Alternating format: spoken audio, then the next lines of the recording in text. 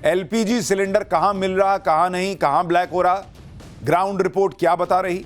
इधर पीएम मोदी ने ईरान के प्रेसिडेंट से बात की, उधर ईरान ने तेल गैस को लेकर क्या बड़ी बात कह दी। शेयर मार्केट 2 साल पीछे चला गया, महंगाई बढ़ने लगी है। ईरान वॉर का भारत में क्या असर दिखने लगा है, सबसे पहले इसका चैप्टर। डोनाल्ड ट्रंप ने ईरान युद्ध करके जो रायता फैलाया है बॉस, वो उसे खुद तो समेट नहीं पा रहे, उल्टे पूरी दुनिया को उस रायते में उन्होंने ऐसे रपटा दिया है कि दुनिया बाप बाप कर रही है। क्योंकि जिसको ईरान अमेरिका युद्ध से कोई मतलब भी नहीं, वो भी इसमें पिस रहा है।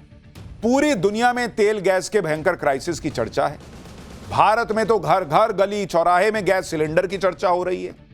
राजनीति में भी इसी को लेकर गजब घमासान मचा हुआ है। आप देखिए, सरकार कह रही है कि कोई कमी नहीं है सिलेंडर की, लोग पैनिक ना करें। विपक्ष कह रहा है कि सरकार सच छिपाने में लगी हुई। पीएम मोदी कह रहे हैं कि कुछ लोग पैनिक क्रिएट कर रहे हैं। विपक्ष कह रहा है कि क्या सरकार को लंबी लंबी लाइनें नहीं दिख रही हैं। लेकिन इस राजनीति के बीच ग्राउंड पर क्या हाल है, एलपीजी सिलेंडर कहां मिल रहा है, कहां नहीं मिल रहा, कहां ब्लैक हो रहा है, पूरा सच बताने वाली ग्राउंड रिपोर्ट आपके लिए लाया। आपको यह भी बताऊंगा कि जिस वक्त तेल गैस की सप्लाई ईरान के रास्ते में रुकी पड़ी है, उस वक्त ईरान के राष्ट्रपति से पीएम मोदी ने बात की, और मोदी की बातचीत के कुछ ही घंटों के बाद ईरान ने भारत के तेल और गैस को लेकर क्या बड़ा ऐलान कर दिया है। क्या अच्छी खबर आने वाली, आज आपको बताऊंगा। साथ ही आपको यह भी बताऊंगा कि भारत में इस तेल संकट, गैस संकट, इस युद्ध का कहां कहां असर पड़ने लगा है। बात सिर्फ सिलेंडर की नहीं है बॉस, बात उससे आगे की है, जो हम पाठशाला में डे 1 से कह रहे हैं कि लड़ अमेरिका और ईरान रहे हैं, भुगत पूरी दुनिया रही है। और हमने आपको कहा था यह रूस यूक्रेन का युद्ध नहीं है, कोने में चल रहा है, यह मिडिल ईस्ट को चपेटे में ले चुका है। और मिडिल ईस्ट के फंसने का मतलब है कि एक तरीके से मानिए कि जो लोग, जो देश इसमें नहीं भी लड़ रहे हैं, वो भी युद्ध की मार झेल रहे हैं, जो भारत के साथ हो रहा है। भारत में कहां कहां इंपैक्ट पड़ रहा है, क्या हो रहा है, सब आपको बताऊंगा। लेकिन पहले जो आज हुआ है उसकी एक झलक देखिए।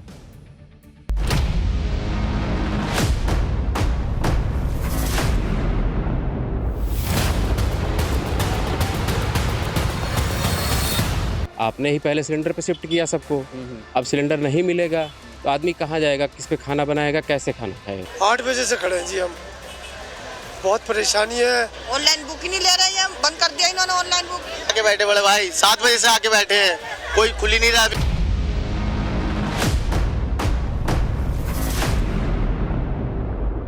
कुछ लोग हैं जो पैनिक क्रिएट करने का प्रयास कर रहे हैं।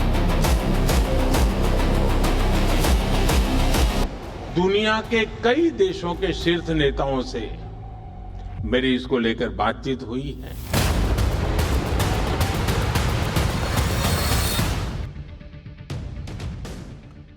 देखिए, तेल और गैस को लेकर क्या हंगामा आज भी मचा, यह आपको डिटेल में बताऊंगा।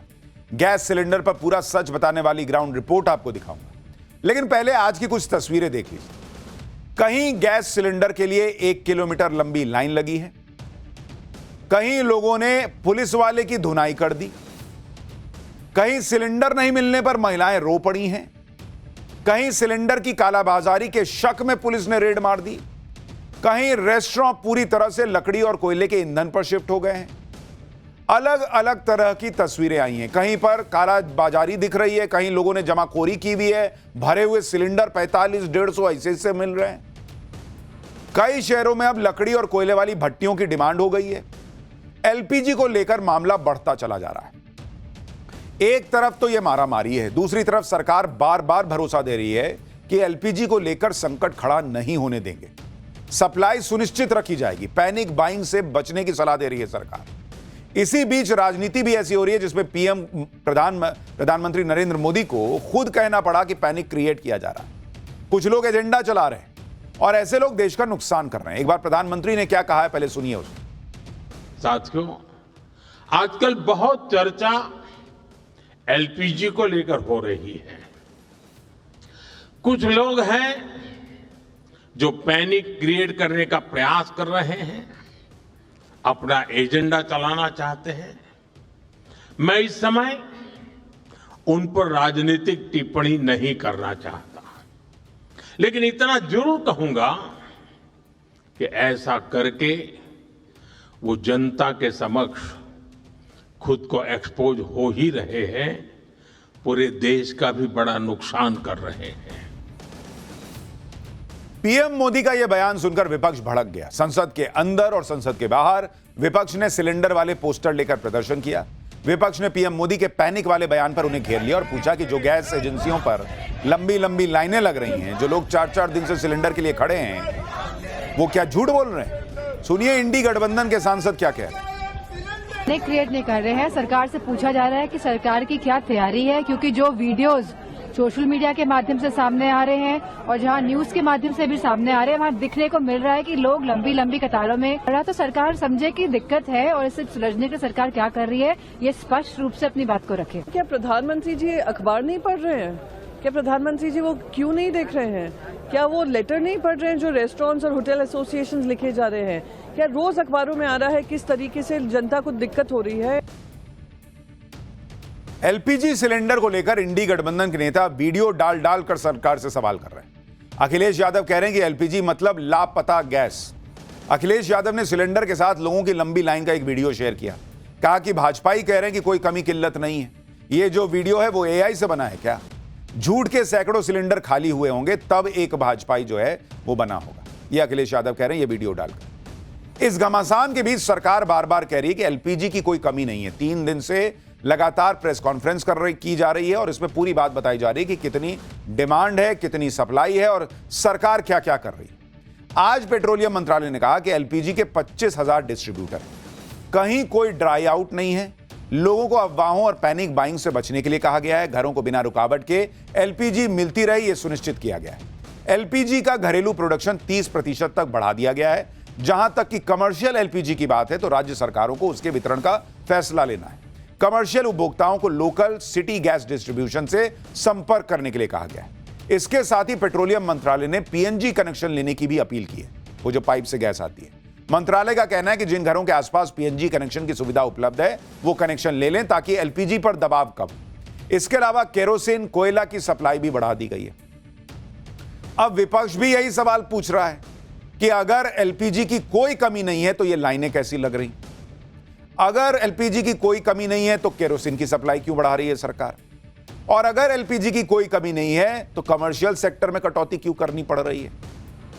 यानी बार बार यह कहा जा रहा है, और जो मैंने आपसे पाठशाला में कल भी कहा था कि समस्या पूरी दुनिया में आई हुई है बॉस, तो भारत कैसे अछूता रह जाएगा?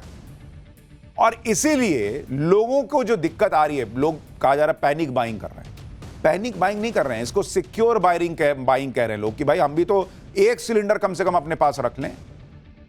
पेट्रोलियम मंत्रालय ने लोगों से अपील की है कि वो रिफिल के लिए ऑनलाइन बुकिंग करें, डीलर के यहां भीड़ मत लगाइए। कई लोग कह रहे हैं कि भाई वहां कोई फोन ही नहीं उठा रहा है। बहुत सारे लोग ट्विटर पे लिख रहे हैं, बहुत सारे लोग कैमरे पे बोल रहे हैं। सुनिए पेट्रोलियम मंत्रालय ने और क्या क्या बताया है, फिर आपको ग्राउंड रिपोर्ट्स दिखाऊं। एलएनजी सप्लाईज का कोई शॉर्टेज नहीं है। जैसा मैंने आपको पहले बताया, हमारा crude inventories are very high, are in good position.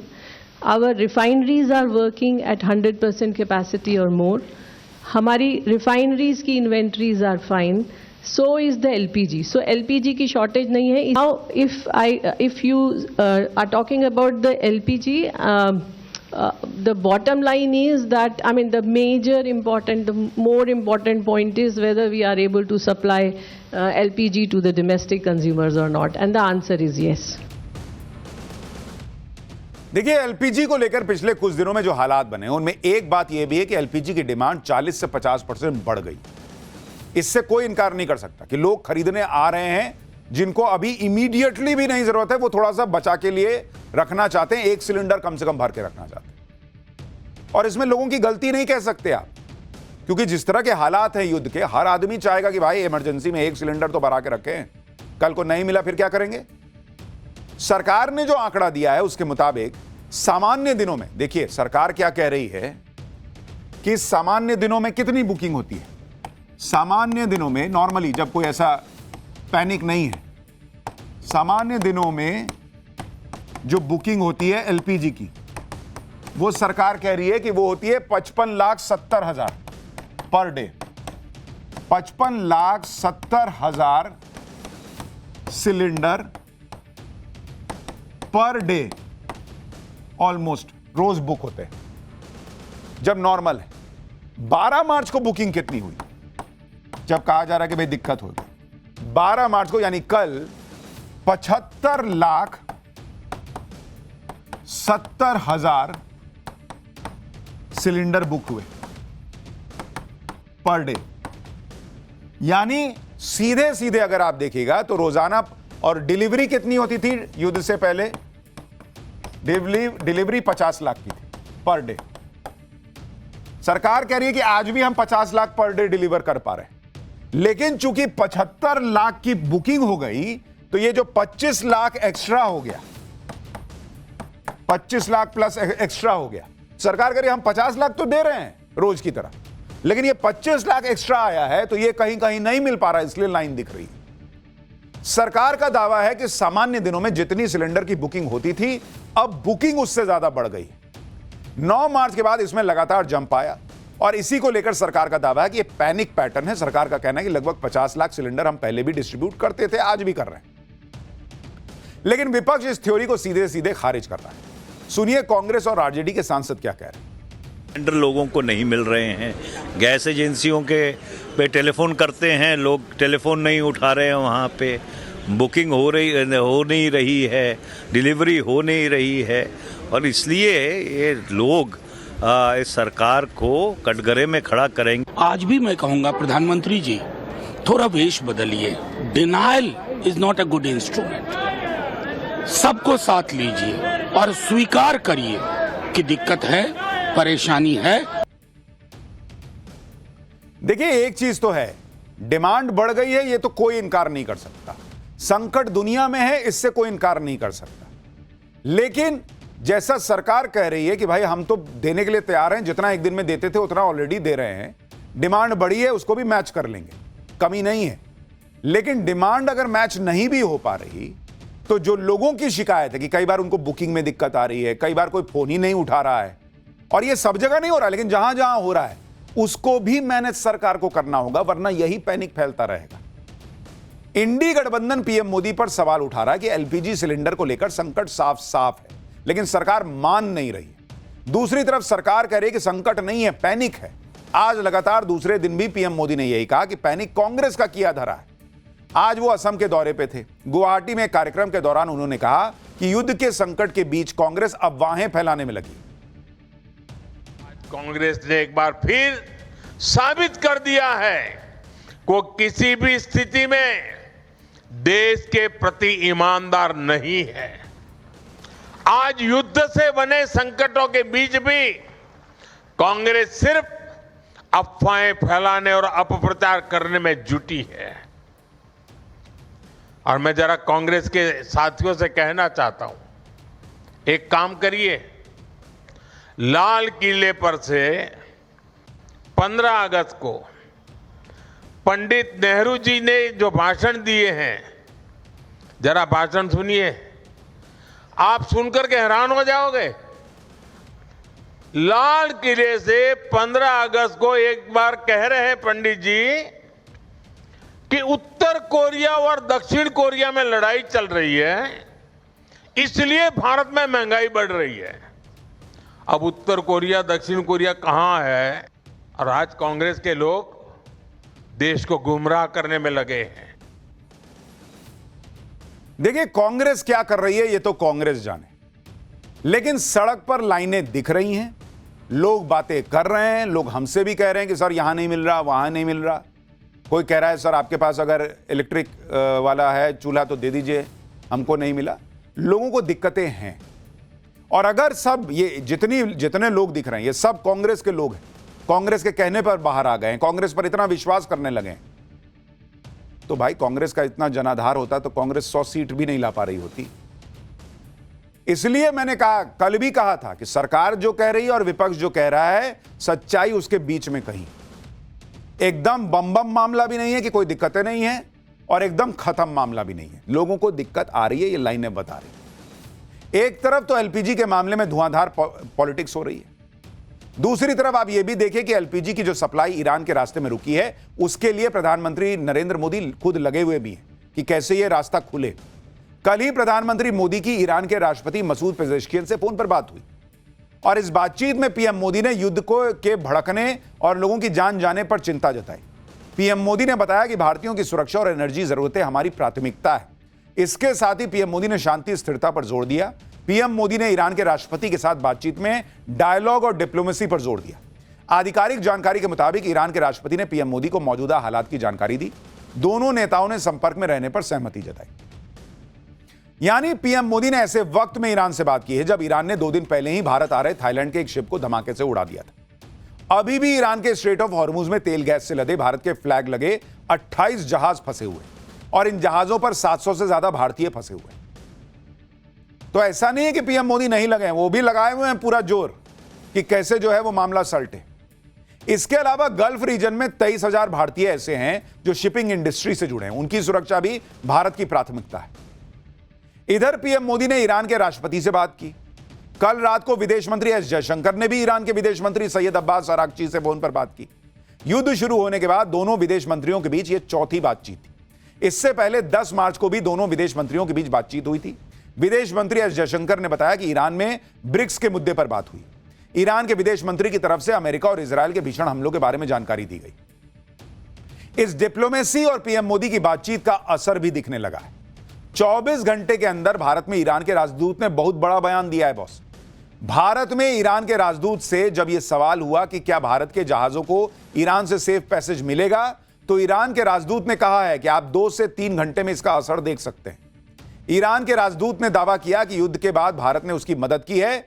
Bharat हमारा दोस्त है, ईरान के राजदूत कह रहे हैं, और वो कह रहे हैं 2-3 घंटे में आपको असर दिखने लगेगा कि भारत के जहाजों को रास्ता मिलेगा या नहीं। सुनिए वो कितनी बड़ी बात कह रहे हैं। India will get safe passage through the Strait of Hormuz. Yes, you can see the future, and I think that after 2 or 3 hours. But you said some good news in 1 to 3 days. You said something. Yeah. Because we believe that. We believe that Iran and India are friends. So you believe some good news? No. We have common interest. We have common faith. And I, as ambassador in India, Iran in India, I said to you that government of India in this situation after the war help us and in different fields. Thank you. Iran के भरोसे के बीच आज straight of Hormuz से एक बड़ी खबर आई। Shipping ministry की तरफ से बताया गया कि भारत के झंडे लगे 28 जहाज स्ट्रेट ऑफ हॉर्मुज में फंसे। उसमें से एक जहाज स्ट्रेट ऑफ हॉर्मुज से पार करके आगे बढ़ा है। शिपिंग मंत्रालय ने बताया कि भारत का फ्लैग लगा जग प्रकाश नाम का एक oil tanker straight of Hormuz से सुरक्षित गुजर गया है। इस जहाज में गैसोलीन है। यह जहाज ओमान से अफ्रीका की तरफ जा रहा है। शिपिंग मंत्रालय ने बताया कि भारत के फ्लैग लगे 28 जहाज फंसे हुए हैं। इसमें से 24 जहाज हॉर्मुज स्ट्रेट के वेस्ट में है, 4 ईस्ट में। जो ईस्ट में है उसमें से एक जहाज अब अफ्रीका के लिए रवाना हो गया है। यह जहाज ओमान के सोहार पोर्ट से निकला था और अब 21 मार्च को तंजानिया पहुंचेगा। अभी भी भारत के फ्लैग वाले 27 जहाज फंसे हैं। उसमें कुल 744 क्रू मेंबर फंसे हैं। शिपिंग मंत्रालय ने बताया कि सभी जहाजों और क्रू की लगातार मॉनिटरिंग हो रही है। एक तरफ तो यह प्रयास चल रहा है कि तेल गैस की जितनी सप्लाई बाहर से रुकी पड़ी है उसको शुरू कराया जाए ताकि यह संकट टले। इंपोर्ट में जितनी कमी हो रही है उससे कहीं ना कहीं यह पूरा किया जा सके और लोगों तक तेल गैस की पर्याप्त सप्लाई को सुनिश्चित किया जा सके लंबे समय तक। लेकिन कुछ लोग ऐसे भी हैं जो हमेशा ऐसे क्राइसिस में मौका ढूंढ लेते हैं मुनाफाखोरी का। जमाखोरी और कालाबाजारी करने वाले ऐसे ही मौके की तलाश में रहते हैं और इस वक्त वही हो रहा है। जमाखोरी और कालाबाजारी करने वाले एक्टिव हो गए और इन पर ताबड़तोड़ छापे पड़ रहे हैं। यूपी से छत्तीसगढ़ तक और बिहार से बंगाल तक जमाखोरों पर एक्शन हो रहा है। बिहार के अररिया में पुलिस ने 250 गैस सिलेंडर जब्त किया है। उसकी तस्वीरें चलाइए। जो गैस सिलेंडर मिला है अलग अलग जगहों पे बॉस, अभी आपको तस्वीर दिखाऊंगा। अलग अलग जगहों पर जमाखोरी हो रही है। बिहार के अररिया में पुलिस ने 250 गैस सिलेंडर जब्त किए। तो यूपी के हापुड़ में समाजवादी पार्टी के नेता अब्दुल रेहान के घर से 55 भरे हुए सिलेंडर बरामद होने की खबर है। स्थानीय लोगों का दावा है कि अब्दुल रेहान ब्लैक में 2-2 हजार रुपए में सिलेंडर बेच रहा था। वहीं मध्य प्रदेश के बिलासपुर में पुलिस ने छापा मारा तो एलपीजी के 126 घरेलू सिलेंडर बरामद किए गए। जबकि कोलकाता में एक गैस एजेंसी पर सिलेंडर की कालाबाजारी के शक में पुलिस ने छापा मारा और रजिस्टर से स्टॉक का मिलान किया गया। जरा कोलकाता से ये ग्राउंड रिपोर्ट देखिए, तब तक में वो तस्वीरें भी आ जाएंगी, वो आपको दिखाता हूं। कोलकाता के एक इंडियन गैस एजेंसी में मौजूद है और फिलहाल यहाँ पर कोलकाता पुलिस के एनफोर्समेंट ब्रांच के अफसर जो है रेड कर रहे हैं। हम आपको तस्वीरों के माध्यम से दिखाना चाहेंगे। इसी इंडियन जो एजेंसी का दफ्तर है वहां पर कोलकाता पुलिस के जो अधिकारी है यहाँ पहुंचे हैं और तमाम चीजें चेक की जा रही कि उनके इन्वेंट्री में कितने गैस सिलेंडर है, कितने दिनों का बैकलॉग है और कहीं ब्लैक मार्केटिंग तो नहीं हो रहा है, इसको देखने के लिए, क्योंकि कल ही जो राज्य सरकार है उनके तरफ से एसओपी जारी किया गया है और ये इंस्ट्रक्शन दिए गए हैं हर जिले के डीएम और एसपी को कि कहीं भी कोई होर्डिंग ना हो या फिर कालाबाजारी ना हो, ब्लैक मार्केटिंग ना हो और सिलेंडर को बेचा ना जाए। इसीलिए जो है तमाम जगहों पर रेड चल रही है। दक्षिण कोलकाता के दक्षिणापर्ण में भी इसी एक इंडियन गैस एजेंसी के दफ्तर में फिलहाल रेड चला रहे हैं कोलकाता पुलिस के एनफोर्समेंट ब्रांच के अधिकारी। और बाहर का दृश्य देखिए, ये तमाम लोग जो है ये पता करने आए हैं कि आखिरकार कितने दिनों का बैकलॉग है और कितने दिनों में जो है मिलेगा। अगर जमाखोरी और कालाबाजारी होगी तो क्राइसिस और बढ़ता दिखेगा बॉस, क्योंकि इससे जिन्हें सिलेंडर वाकई में मिलने चाहिए वो नहीं मिल पाएगा। आप देखिए कि एक तरफ तो ब्लैक मार्केट में सिलेंडर बेचने वाले पकड़े जा रहे हैं, दूसरी तरफ ऐसे लोग हैं जो सिलेंडर के लिए रो रहे हैं। सबके पास इतना पैसा नहीं होता कि ब्लैक में सिलेंडर खरीदे। आम आदमी तो गैस एजेंसी के ही भरोसे रहता है कि वहां से तय रेट पर सिलेंडर मिल जाएगा, लेकिन कहीं कहीं स्थिति ऐसी है कि सिलेंडर आसानी से नहीं मिल रहा है बॉस। और इसलिए मैं कल से कह रहा हूं कि पेट्रोलियम मंत्री जो कह रहे हैं, उनका मंत्रालय आके रोज प्रेस कॉन्फ्रेंस कर देता है, दिक्कत नहीं है, दिक्कत नहीं है। पब्लिक रो रही है भाई कई जगहों पर, उनसे जाके बात करो कैसे नहीं मिल रहा है उनको। किसी को शौक नहीं है कि घर का काम छोड़ के जाके सड़क पर खड़ा रहे घंटों घंटों। चंडीगढ़ में एक महिला दिखी जो रो रही थी। उनका कहना था कि 2 दिन से घर में खाना नहीं बना है, एजेंसी के चक्कर काट रही है, लेकिन एजेंसी वाले यहां से वहां दौड़ा रहे हैं।